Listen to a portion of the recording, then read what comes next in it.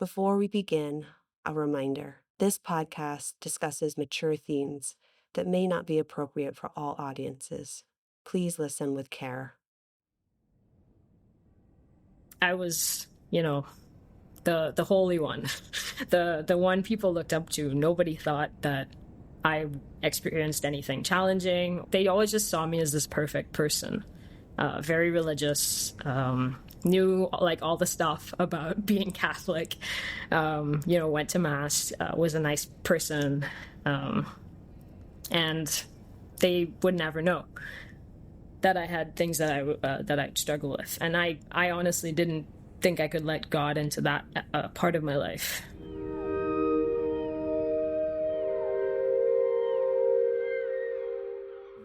In today's context, our understanding of gender is caught between two dominant theories. On the one hand, the theory that gender is a cultural construct that we can either assent to or actively subvert. On the other hand, there's the idea that gender is an internal experience, a subjective sense of self that needs to be realized and expressed by the individual.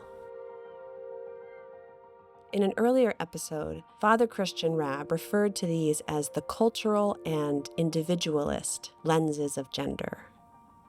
While these two lenses can help show us how gender is experienced by individuals and expressed through culture, they fail to help us grasp the whole purpose or telos of sexual difference.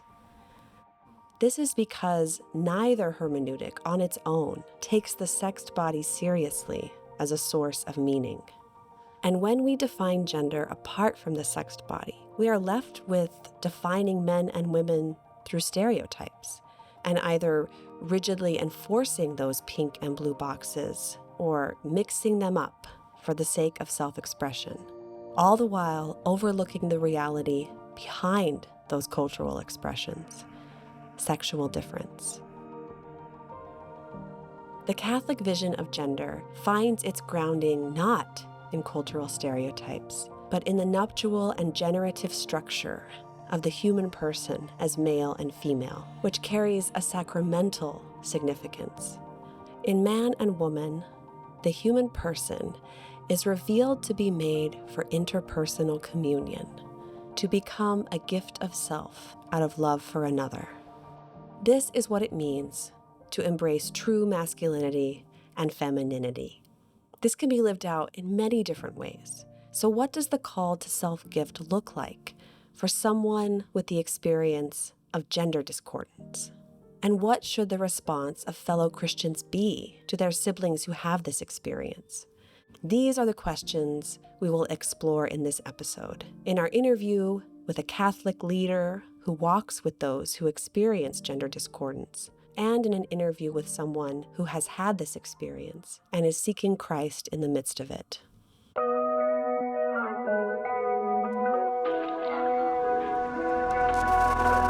Throughout this series, we interview a number of Christians who experience gender discordance in a variety of different ways. A common thread among many of these interviewees is their involvement in a Catholic ministry called Eden Invitation. I'm, a proud member of Eden Invitation. I finally was able to join EI. It was kind of amazing to discover Eden Invitation. I've been received so well by, people in my community through Eden Invitation. I wanted to understand exactly what Eden Invitation is doing differently, how they approach this point of tension between one's experience and one's nature. So I sat down with Anna Carter, one of the co-founders of Eden Invitation, also called EI, to hear EI's origin story. I'm Abigail Fulvali, and you're listening to the Gender Accompaniment Project. This is episode 4, Gift and Longing. Eden Invitation is really a community-based ministry that provides fellowship and faith formation for Catholics and Christians who have LGBTQ plus experiences.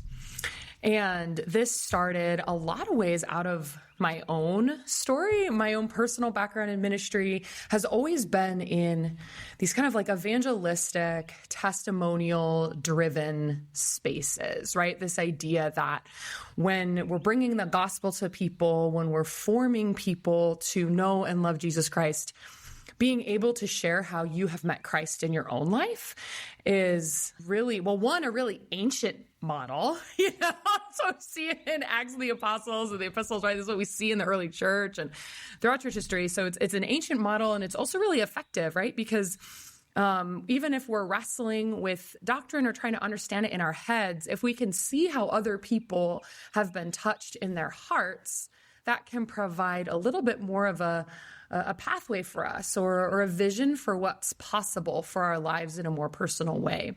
Anna's experience of same-sex desire as a faithful Catholic working in ministry inspired her to start Eden Invitation. My own experience of same-sex desire has never felt like it really integrated in with that model of ministry and that, approach to evangelization. And so just kind of in my own prayer as I was discerning what was next at a point in my life, again, I'd been involved in ministry for a number of years, this idea of like, what if I started incorporating more of my story with sexuality into, the writing I was doing, some of the speaking that I was doing. And so that was the initial idea, was just like writing and speaking, but then just connecting with some other people, including Eden Invitation's co-founder, Shannon Ochoa, and discussing and discerning what does the church really need in this area of sexuality and gender. One of the things that we realized was that there are some videos, right? There are some podcasts, there's blogs, and there's speakers, but then you read it and then you close your computer and then you're just all alone in your room. And there's really nowhere to go.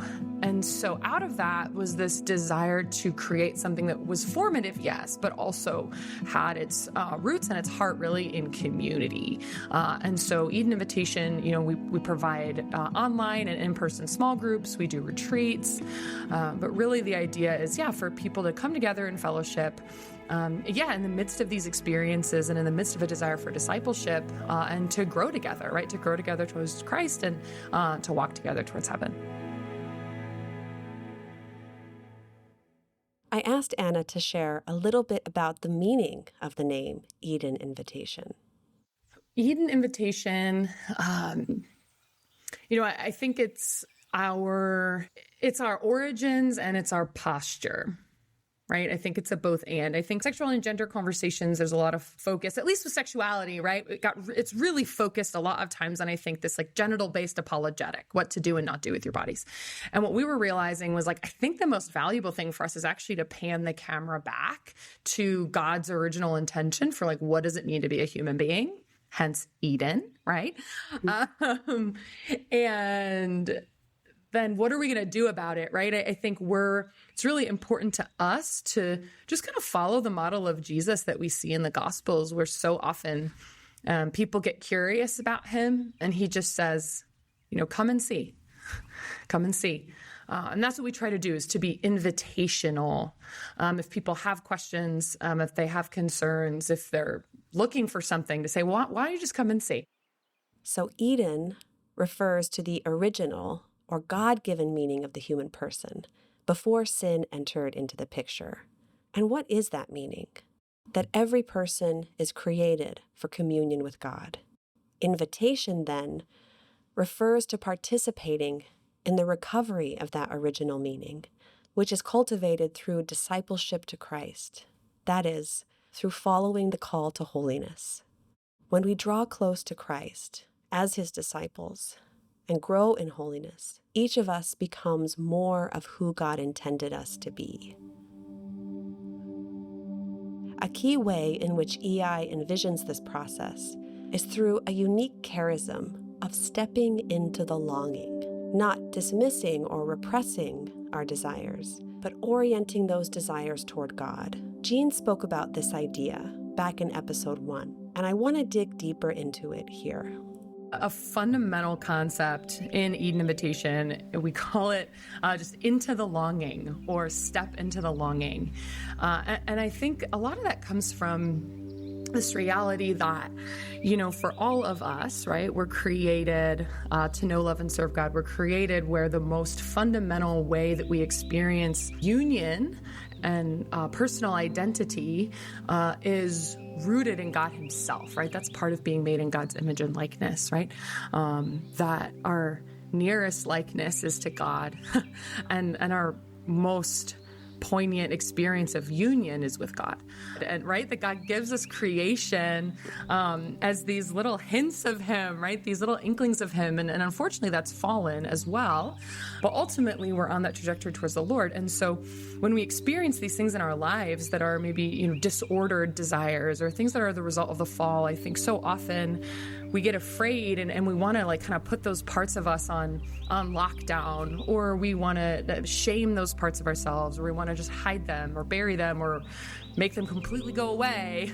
And that's just not just sexuality and gender, right? That's all of us when we encounter that stuff inside of ourselves that we're I don't think this is how it was meant to be, right? And we just kind of exile those parts of ourselves in a way. And I think what we're really trying to do is say, okay, this is your life, right? This is here. Right? We can't just pretend it's not here. And how is it that God wants to meet you in those places that feel broken, that feel messy, that are maybe tugging you towards sin in different ways, right? But how does God want to meet you in that place? And how is it that those desires, even if they are desires for sin, how are those desires actually pointing to something about who God is? And how do we step into that longing ultimately for him in those places?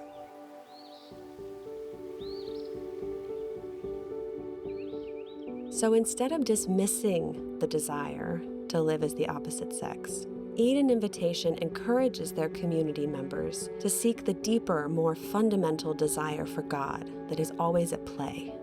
This charism of EI is key for how they encourage their community members to discern and discover their own personal call to holiness.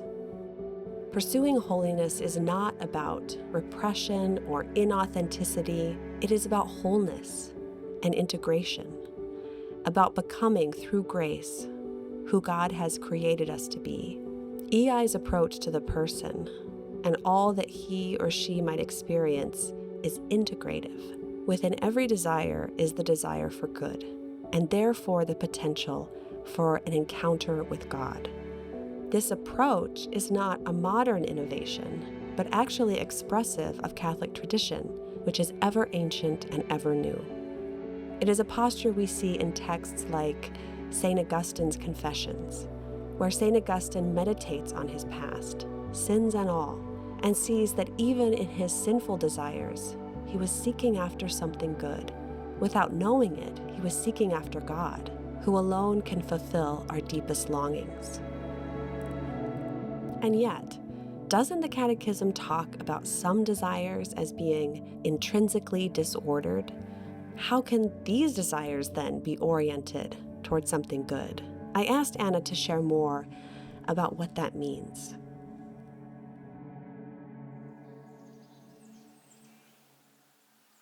So when the church talks about disordered desire, it's very different than the way the larger secular world would talk about it, right? I think if you hear the word disorder outside of a theological standpoint, right, you might think of a room being in disorder, that's in need of Marie Kondo to come in and fix for you. Or more dramatically, you probably think of, mental health, right? And the idea of a mental disorder or something, right? Oh, there's something wrong with you that requires clinical follow-up and care. And, those are valid under interpretations of the word in the dictionary, but, theologically, when we're saying it, it means something that's out of order, right? It's something that's this is not in line with the original intention of the gift of the person, right? And so technically, the church uses the word disorder to describe all sin and all sinful desire. So if you look at the catechism and do like a word search for the word disorder, it's like, yeah, like disordered desires include things related to, sexuality, in the sense of like, oh, if I desire to have sex with somebody of the same sex, that would be a disordered desire, right? Because that's not in accord with God's intention for the human person and human sexuality, right? If I have any desire for sin, because venial sin is a moral disorder. Even actually, fun fact, thoughtless chatter is considered disordered in the catechism. So it's not intended to be like a put down. It's intended to be like a classification that's actually universally experienced. Is it the most helpful in every circumstance? Like because of those things going on in the secular space, like it can be confusing, but that's what the church means by it. So what Anna is getting at here is that even though we may want something that God did not intend for us to want, that desire itself still has the potential to lead the person toward God, because every desire expresses, in some way, no matter how distorted, our more fundamental longing for God. And while human desires and attachments and behaviors can be disordered, not ordered toward the right things, the Catechism never applies that language to persons themselves. I think something that's important to recognize is that people wrestling with sexual identity are not, the enemy outside the church, right? I think they're also not like a ticking time bomb in the church, right? That we need to like fix and hurry up to like get sorted out or something will explode. But I think to recognize that people with those experiences are gifts to the church. And they're gifts to the church because God made every human being in his image and likeness. And that in a fallen world, God has a permissive will. And he permits things in our lives that are messy, that are broken, that are disordered, if we want to use that term again. He permits those things in our lives, as we know, that a greater good can come out of it.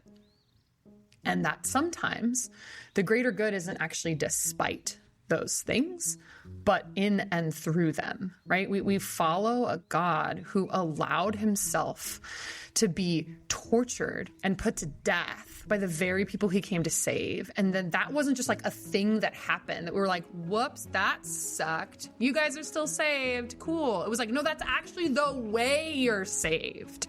And I think that people, for all of us, I think for all of our areas of disordered desire, like it's not just this thing we need to just like fix and get rid of, right? We should be growing in holiness in those areas, absolutely.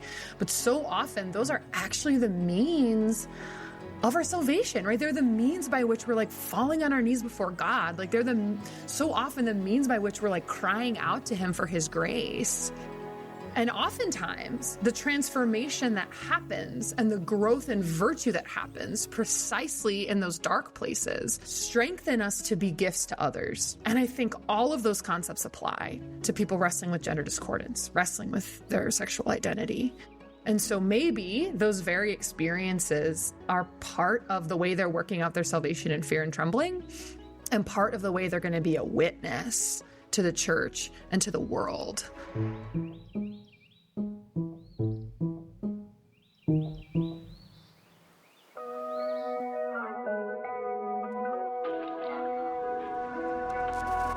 It's like, as C.S. Lewis says, if you haven't a desire, I think it's C.S. Lewis, if you have a desire that, you can't seem to find satisfaction for in this world, then it stands to reason that you were made for something more.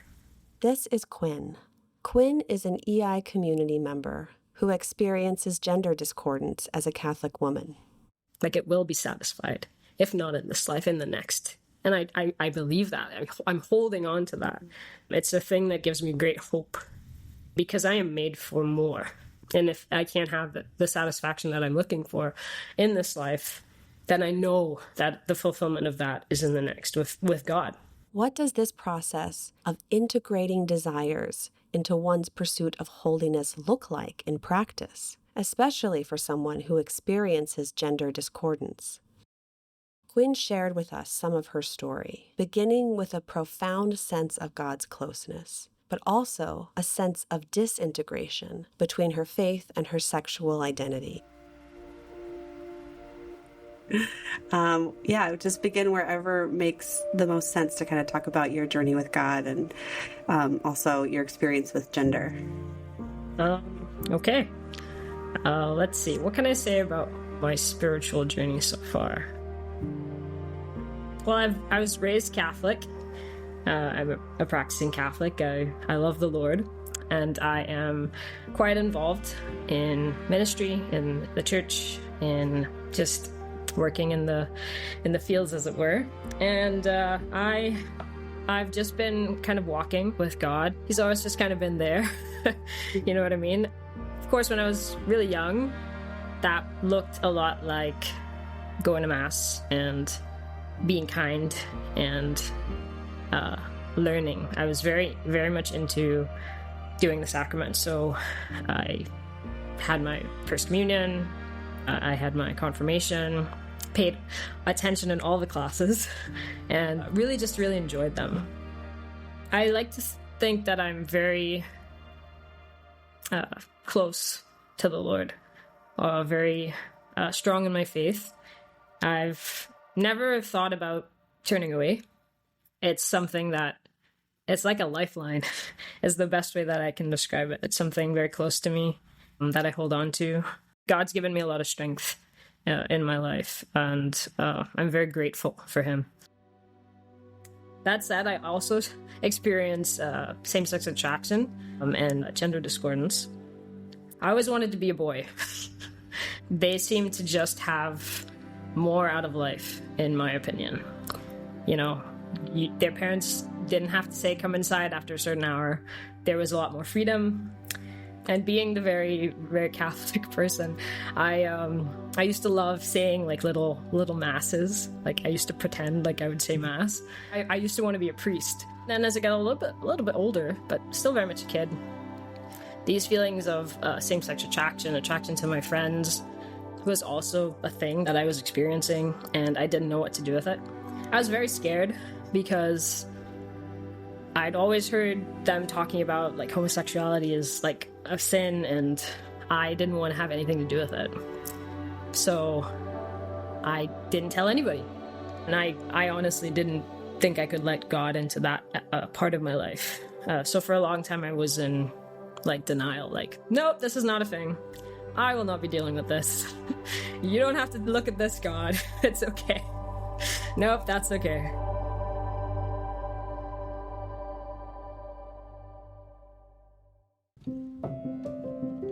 This fragmentation of identity that Quinn experienced showed up unexpectedly in other ways in her life. I had a lot of imaginary friends when I was younger, and they stayed with me up until I was 15.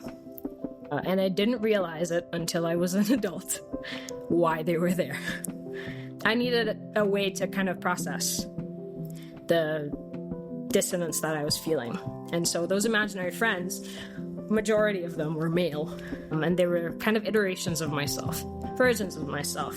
I'm not allowed to like this person, but he can. And so they basically stuck around. A lot of them were based on like book series and video game characters or TV characters that I'd kind of come into contact with and I thought were really cool. Again, predominantly all male, but they felt a lot like me, like who I felt like I was.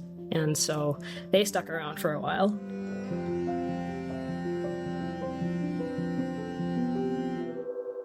Looking back, Quinn traces a connection between her experience of gender discordance and her relationship with her late father. Part of my gender discordance, I think, comes from my relationship with my dad. At least it kind of felt like that for a long time. Growing up, my dad was there, like physically, but he was not always emotionally available. And I found that very frustrating as a kid. It was hard wanting to connect with him, but not knowing how. And he didn't really make very much of an effort to connect either. And so that caused a great deal of pain that I didn't know how to process as a kid. So I had to do a lot of healing as an adult. A lot of that did not start until after my dad died. Part of my gender discordance is just feeling like I would make a better man than he was, a better husband and father than he was. And I know that that's coming from a place of hurt that I've had to, like I said, process. And I continue to walk with that, kind of just try to find a way through the pain, trying to let go, trying to continuously forgive, and just let God into that space, into that hurt, so that he can heal it. My gender discordance, it comes in waves, and I'm continuing to kind of walk with that. I think it took falling in love with someone to kind of confront it for real. While she was a college student, Quinn fell in love with a woman. This experience of love and longing for this person became a significant turning point for her in Quinn's own personal call to holiness. It prompted her to bring to God the fragments of her identity that she had previously held back from him. Before that, I described my attractions as having a huge capacity to love. I still think that it really is that, but I don't know, there's more to it than just the base desire. I feel like I'm supposed to find out how to love people well, how to love them the way God wants me to. And it needs to go further than the initial attraction. So I'm working on that. But that really, I discovered it in university, kind of falling for this person. And it was the first time that actually let God into the space in my life. The pain that I felt, loving this person and not being able to do so in the way that I wanted to, I just kind of surrendered it all to God in that moment. I think it dawned on me, like I realized that it was more important for me to love the way God wants me to. So part of my gender discordance, again, realizing this as an adult, is that I understand what it means to be of self-gift in the marital act. And I do not have the faculties for that with another woman. And that was a heartbreaking thing to come to, a realization. And I for a long time had to wrestle with that. That's where I think half of the discordance that I feel comes from. So I asked God not to take away the love that I felt, but to purify it and to turn it into what he wants. Like, show me your heart, God. And he did. I feel like I got a lot of insight into the heart of God in learning to want her for God more than I wanted her for myself. And that was a big turning point in my life regarding same-sex attraction. I'm continuously trying to let God into that space, into those areas in my life that I feel a sense of lack that he can fill.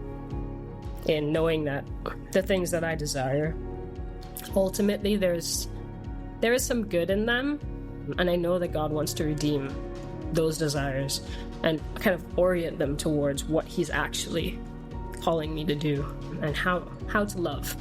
There has to be more to these desires than meets the eye. And I'm not going to stop until I find out what that is. I get why people would say, hey, like, you might as well just turn away and stop causing yourself to do all these mind gymnastics and, trying to bend over backwards to reconcile two things that have no business being reconciled, in their opinion. But I think there's more to it. Because again, these are aspects of myself, my very being. My desires, sure. Yeah, they're there. There's something that God wants me to do with it. And my relationship with God is everything. Without him, I am nothing. I have nothing. And if I just have him, then I have everything. Because I know what is true. And at the very center of that is love. And I want to love well. I don't want to just have things my own way. I trust what God is proposing here. Even when I can't see, I know that it's there and it's real. And I will have that satisfaction. Like I said, maybe not in this life, but certainly in the next.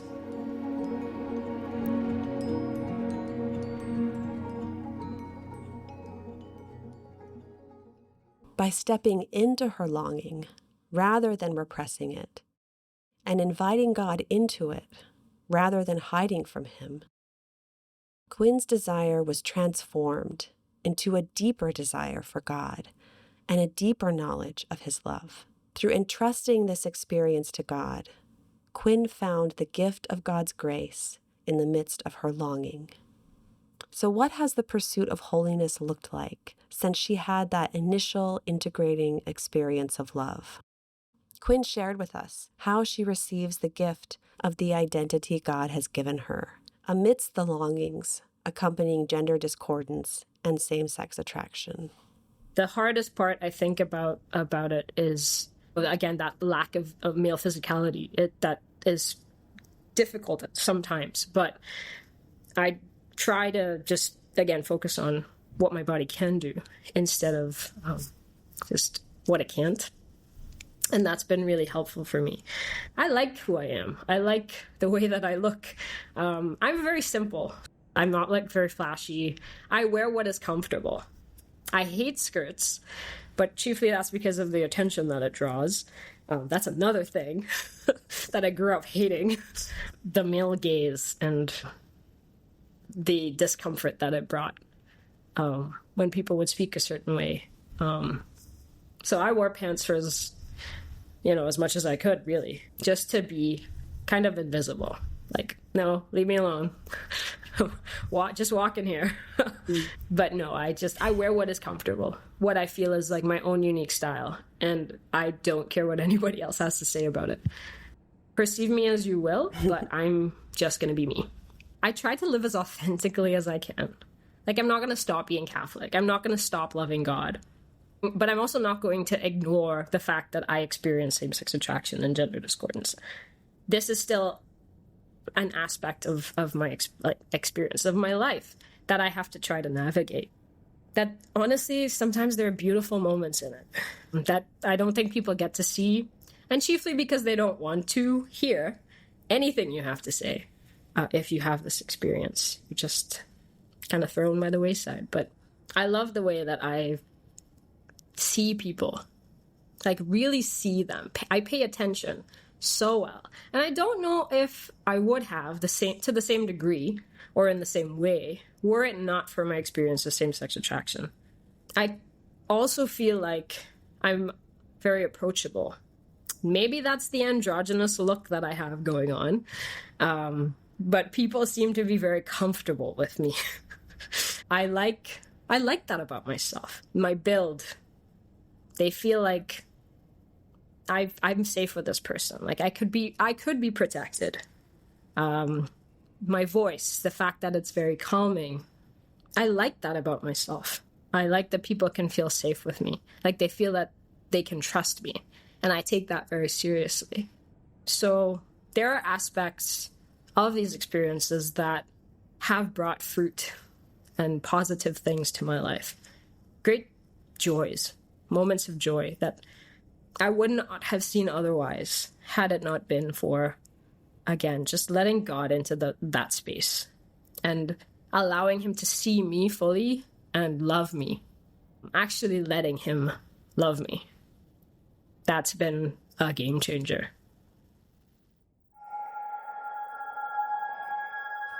How can Catholics in the Church today better walk with those who have these experiences so that they can encounter God's love?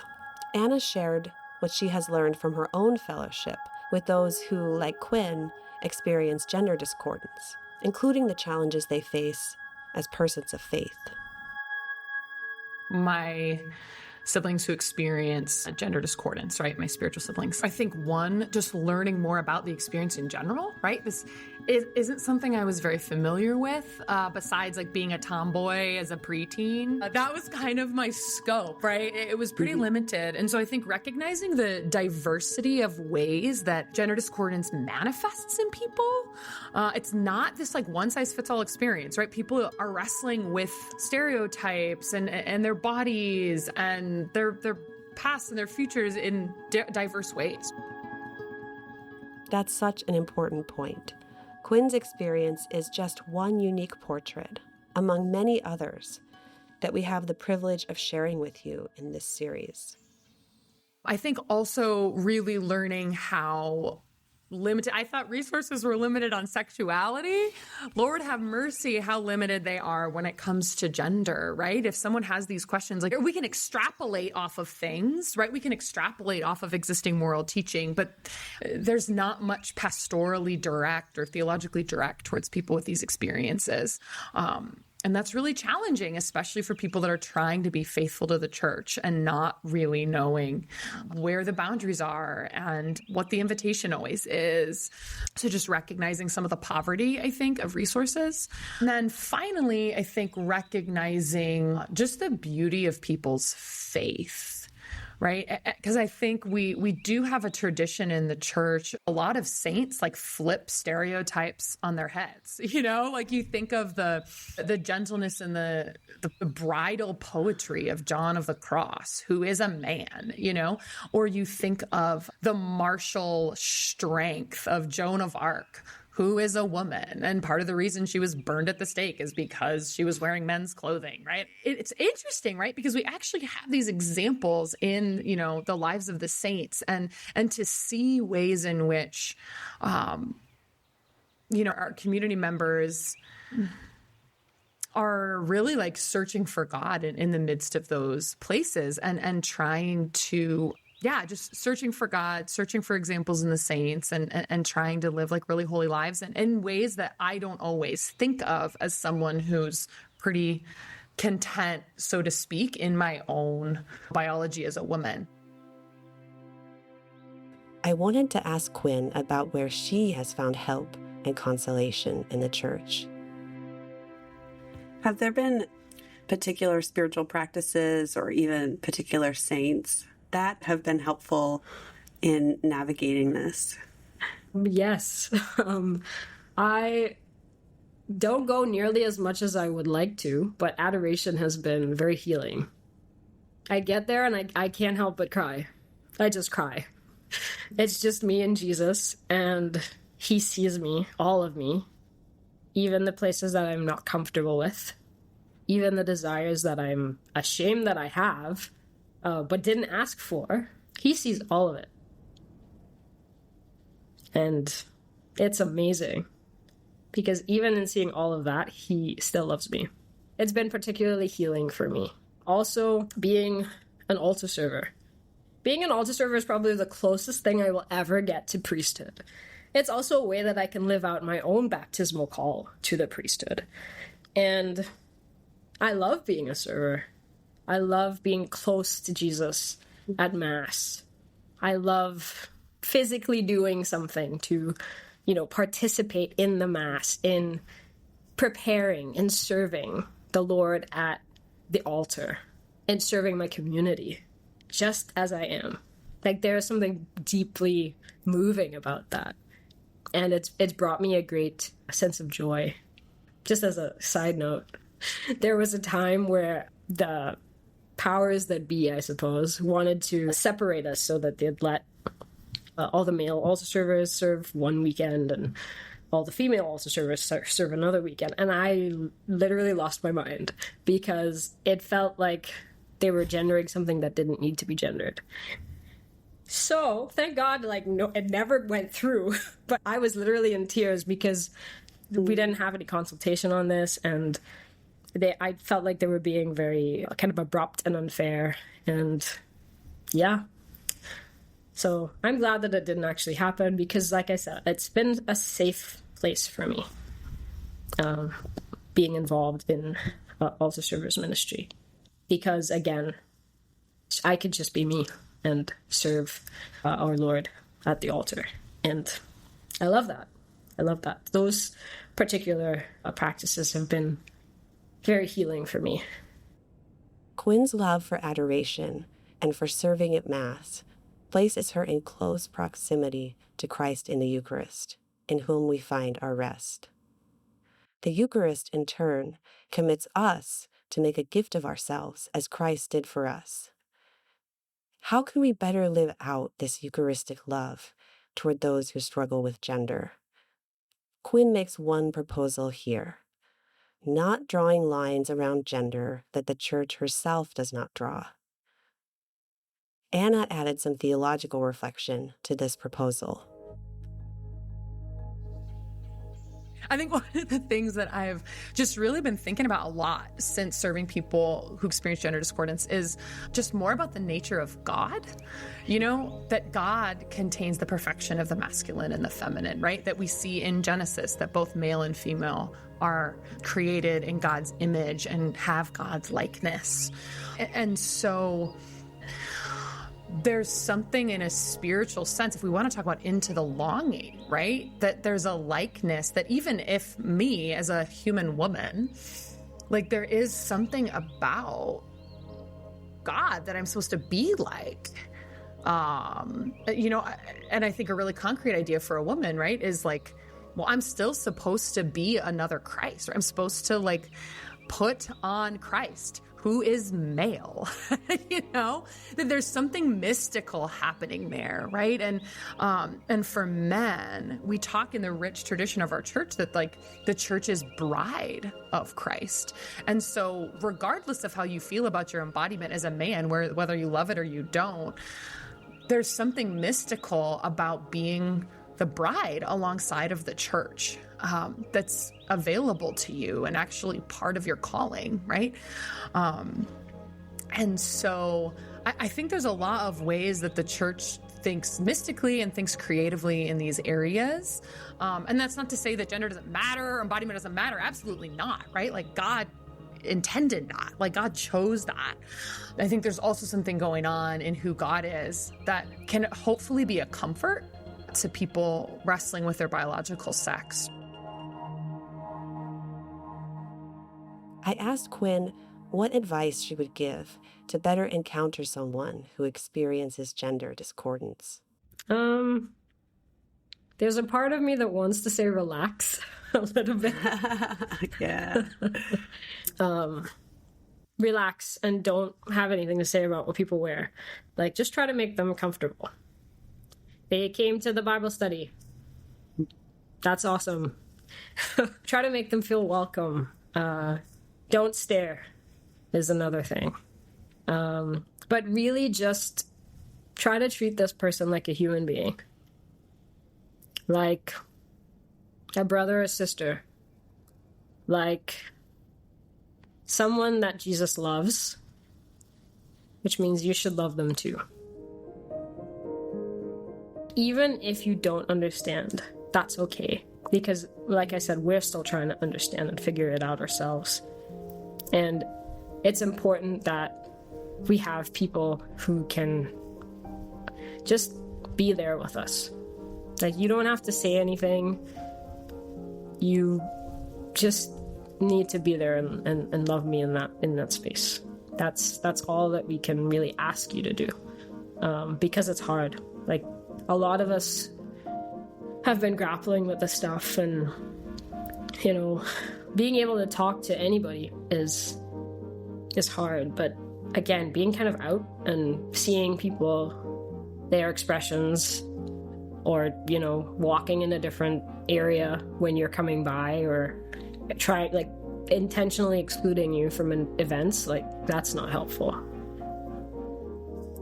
Gendering everything, as I mentioned before, things that don't need to be gendered, you're triggering people. But, you know, just be mindful of those kinds of things. Be a good friend. Try to be a friend. Make a conversation. I promise you there are things that you have in common. Okay? It could be book club. It could be archery. It could be just shared interests in movies. There's more than just what you look like or your struggle. There's so much more to a person. And I would like for the church and its members to see the person and to love the person well, and to not make everything about that person's experience of gender and all the challenges that come with that. I mean, something else that I think you brought up earlier that is so important is also just be aware of how you speak about people, because, like you said, there are people who experience gender dysphoria who aren't open about it, right? And so, I don't know, just thinking about being very intentional about never talking about a certain group of people in this uncharitable way, and how that can lead to this sense of alienation, but also this feeling that you have to hide because you might face rejection if you're honest, right? It just seems like it creates this really awful. It's a tough space to be in. Just hearing again how people speak, and it's kind of like venomous, honestly. I hear it and I'm just like, there's this sinking feeling that I get. But yes, being mindful is a big thing. Being mindful of how you speak. Because, again, you don't know what the person that's sitting next to you in the pew is going through. And they don't know what you're going through. You wouldn't want to hear them talking about, like, something that you personally struggle with or experience in a really negative light. Because that kind of thing, it just is so divisive. It just fractures everything and pushes people away. And the church should be a place of community, of love, a place where you can feel safe. And sometimes it doesn't feel like that, which is really, really sad. I look at churches as safe places, but sometimes I'm envisioning an empty one where it's just me and Jesus. But you know what? Like, I have brothers and sisters, and we've got to do better at loving each other, even when we're mad, even when we don't understand, even when we don't agree.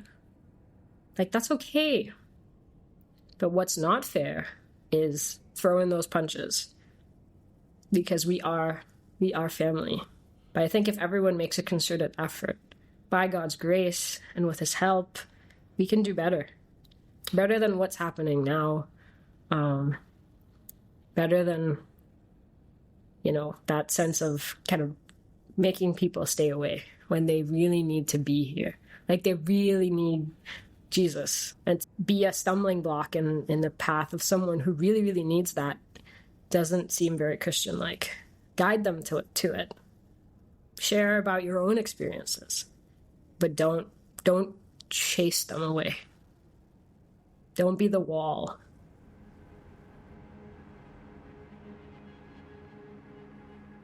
Back to my interview with Anna.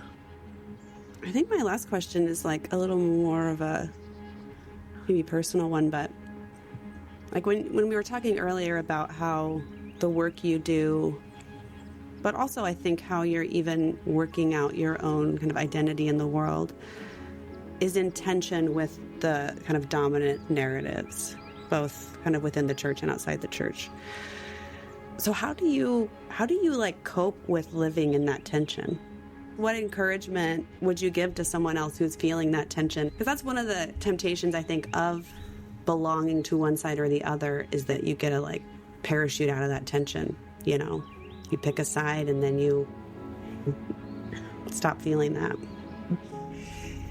I think the question of coping with the tension is a bit of a misnomer, because I don't think you can cope, really. I think this is a question I've been thinking about a lot, because it affects my life a lot, right? This kind of life in the tension, so to speak, and trying to find ways to move forward equally with like step of truth, step of love, step of truth, step of love, right? That this is the way we're moving. And I think I find a lot of consolation actually in like Christ on the cross, and the tension that he holds, right, as like quite literally his arms are stretched out between heaven and earth, right? That there's this tension so strong that we believe his shoulder potentially got dislocated or something, you know, like that's like that there's this intense tension that Christ holds in so many ways, right? You could call it mercy and judgment.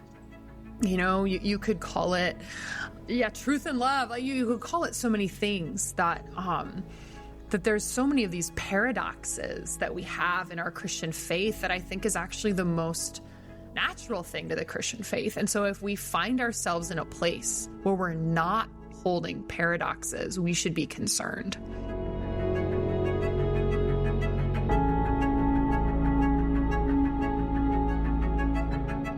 For as hard as all of this has been, I'm actually pretty grateful for my experiences of SSA and gender discordance. Like, this is the cross that I got. And you know what? If it wasn't this, it probably would have been something else. And so I'm grateful for being able to have this experience, even in the midst of all the pain that it's caused me. And continues to sometimes. But I don't know of a better way to, just become more Christ-like than to lay down my life in the way that he's asking me to, for love of him and for love of his church. Like, I know that this does something to strengthen the body of Christ. Like, my struggle is not in vain. I know that it's contributing something, even if I might not ever get to see what that looks like. But I like to think that it's not just kind of helping me growing in virtue, but it might do something in my encounters with people, and something that they see in me.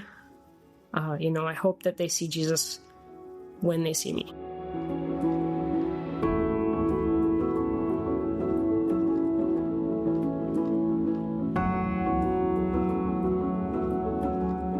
A cross can become a gift, a source of sanctification.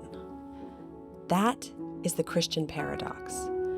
And the invitation to enter into that paradox is not just for those grappling with gender. It's for all of us. So step into the longing and find the gift that God can bring. From the McGrath Institute for Church Life at the University of Notre Dame, you're listening to the Gender Accompaniment Project. This series is written and hosted by me, Abigail Favali. Today's episode was co-written with Corinne Starsinik. Our producers are Nick and Corinne Starsinik, and our executive producer is Noah Braden. Special thanks to Anna Carter and Quinn for being part of today's episode. Thanks for listening.